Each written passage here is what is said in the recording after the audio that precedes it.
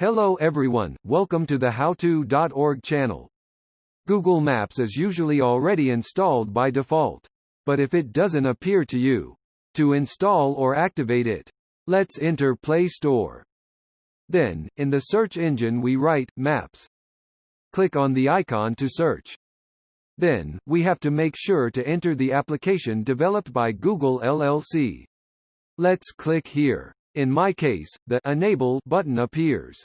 If you don't see this button, it probably says Install. Don't worry, there's no problem with it. Just click on Enable or Install. There, it's installed. Pretty fast. We can enter by clicking Open.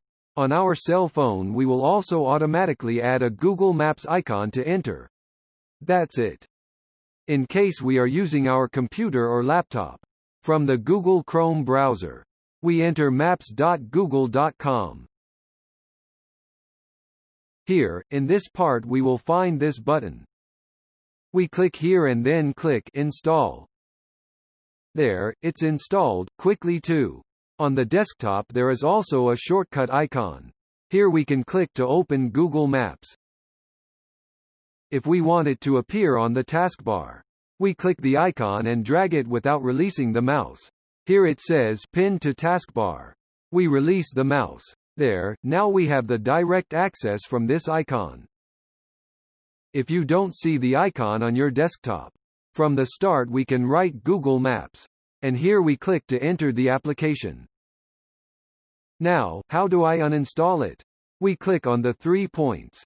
Then we choose the option Uninstall Google Maps. If we want to delete the information, we click on this checkbox. And then to finish, we click on Remove. There, that's it.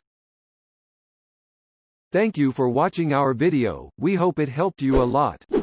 Don't forget to subscribe and activate the bell to receive notifications of new videos.